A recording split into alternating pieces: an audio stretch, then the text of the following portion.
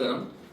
ఈరోజు భారతీయ జనతా పార్టీ ప్రతి వారానికి 3 రోజులు నిర్వహించే వారధి కార్యక్రమంలో మా ఎమ్మెల్యే గారు పార్థసారథి గారు కూడా పాల్గొన్నారు. అట్లాగే వేణుగోపాల్ గారు శ్రీకాకుళం నుంచి వారు వచ్చారు.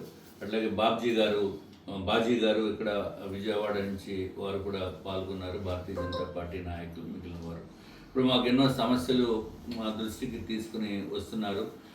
దీంట్లో ఈరోజు ముఖ్యంగా రైతులు పడే ఇబ్బందుల గురించి ఒక రైతు శ్రీకాకుళం నుంచి ప్రత్యేకంగా వారే స్వయంగా ఇక్కడికి రావటం జరిగింది. వచ్చి వారు చెప్తున్న బాధలు చూస్తూ ఉంటే చాలా ఆశ్చర్యంగా అనిపిస్తుంది. వారు చెప్తున్నది ఏంటంటే, ఏదైతే ప్రతి విషయంలో కూడా రైతుని ఎక్స్‌ప్లాయిట్ చేస్తున్నారు. ఎవరి దగ్గర నుంచి అంటే ప్రభుత్వము, తర్వాత మిల్లర్సు, తర్వాత ట్రాన్స్పోర్ట్ వాళ్ళు, తర్వాత ఏదైతే ఈ వరి కోత కోసేటప్పుడు వాడే మిషన్ల దగ్గర నుంచి కూడా. అట్లాగే ఇవన్నీ బాధలు పడి మేము చేస్తున్న మా గురించి కొంత పట్టించుకోవాల్సిన అవసరం ఉంది, సమన్వయ లోపం ఉంది అని చెప్పి మా దృష్టికి వారు తీసుకురావడం జరిగింది. ముఖ్యంగా ఏదైతే మిషన్ పెట్టి వరి కోత కోస్తున్నారో అది గంటకి మొదటిలో 1700 రూపాయలు 1500 రూపాయలు ఉండేది. అటువంటిది ఈరోజు వచ్చేటప్పటికి 3000 రూపాయలు, గంటకి 3000 రూపాయలు ఛార్జ్ చేసే పరిస్థితి వచ్చి వాళ్ళు ఏమీ చేయలేక తప్పనిసరిగా వాళ్ళ చేతే కోయించుకోవాల్సిన అవసరం ఉంది కాబట్టి ఎక్కువ డబ్బు పెట్టి చేస్తున్నారు. దీన్ని ప్రభుత్వము ఒక నియంత్రణ తీసుకురావాల్సిన అవసరం ఉంది.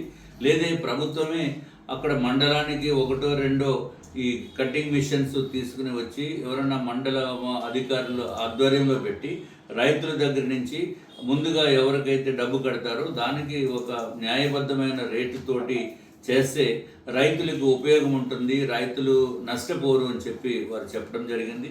ఇది ఒకటే కాకుండా ఏదైతే ప్రభుత్వము మిల్లర్ల ద్వారా 40 కేజీలుకి పట్టే గన్ని బ్యాగ్స్ ఉన్నాయో ఆ బ్యాగ్స్ని సరఫరా చేయాలి, కానీ సరఫరా చేయటం లేదు.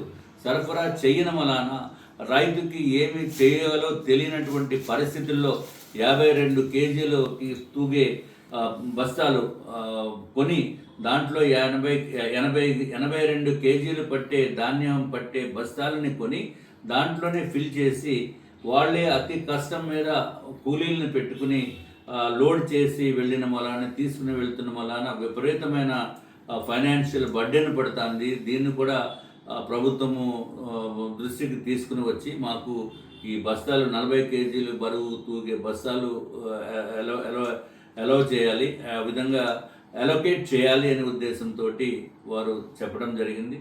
వారి కోరికలు